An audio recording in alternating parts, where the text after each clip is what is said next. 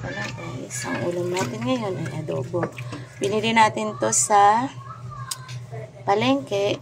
Ito yung tinatawag nilang linis na guys. So yan, linis na. Pero kahit linis na, syempre meron pa rin iba na natitira na may balat. So kailangan natin linisin yan. So huhugasan muna natin to. Tapos tsaka natin siya lilinisin. Hugas muna. Alam mo naman sa katayan, hindi natin sure kung malinis ba talaga to. Tapos tsaka tayo magtatanggal ng mga natirang balat. Ayan, bago natin ulit pakuluan. At ang unang kulo ay itatapon natin. Tsaka tayo magigisa ng bawang, sibuyas. Naglalagay nga pala ako ng luya guys. At tsaka syempre, lagyan din natin siya ng laurel at paminta. Ito. So, mamaya papakita ko sa inyo. So, i-drain na nga natin to. Yung excess water niya. Hindi naman matatanggal yung lasa niyan kasi, ano naman siya. Pinakuluan natin. So, drain natin yung unang kulo. Para talagang malinis, guys. So, tinanggal na rin natin yung mga skin niya na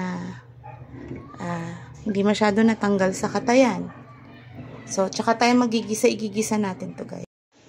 Tayo ating mika. So, ilagay na natin yung ating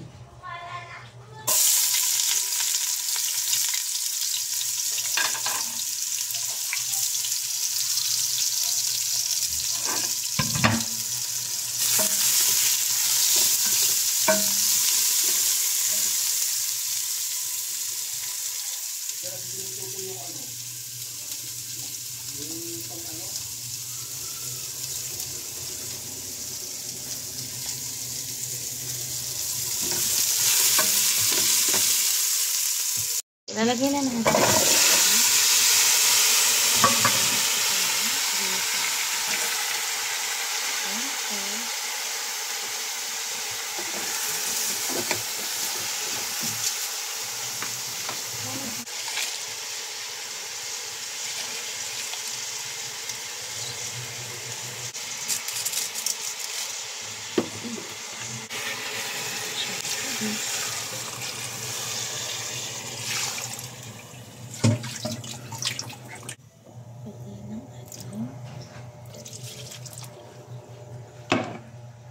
Hindi natin siya ng paminta.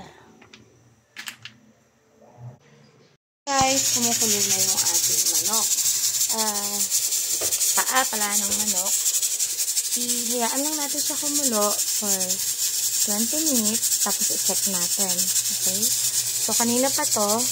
Patayin ko na muna para ma-check natin kung okay na yung timpla.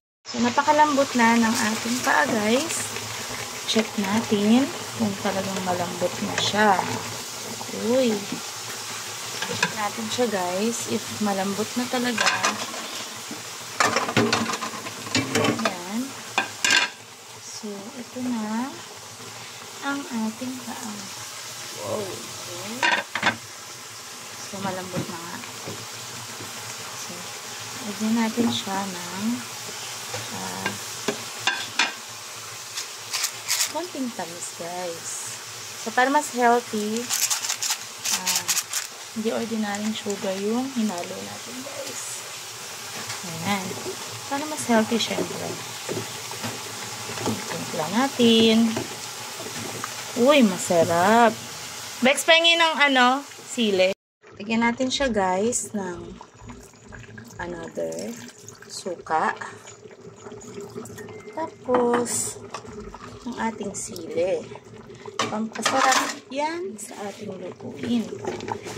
Sobrang lambot na guys. Halos nagkakalas-kalas na. So, lalagyan natin siya guys ng oyster sauce. Mas masarap. Yun na nga pala guys, nalimutan kong picturean yung ating paa ng manok. Pero para contrast na rin at para sa ating pagbibigyan na mag-anak, ay nagluto rin ako, gumawa pala ako ng ensaladang ampalaya. Napakasarap nito guys. Nilagyan ko to ng mga condiments na honey, at saka ng mga pampalasa, at naglagay din ako ng bell pepper para bumango. So, syempre guys, ibabalot ko na to kasi ipapadala natin to sa tansa.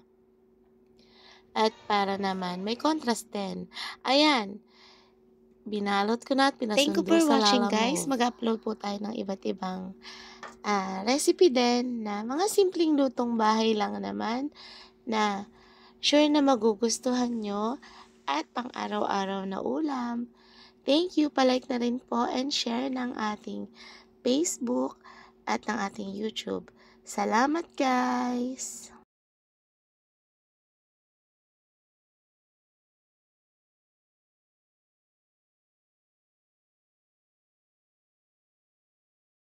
So, napakalambot na ng ating paa guys.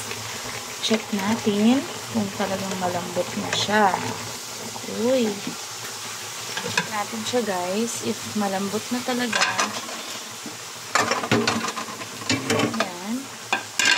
So, ito na ang ating paa. Wow! Okay. So, malambot na nga. So, lagyan natin siya ng konting tamis guys. So, para mas healthy, hindi ordinaryong sugar yung hinalo natin guys. Ayan. Para mas healthy syempre. Timpla natin. Uy, masarap. Bex, pahingin ng sili.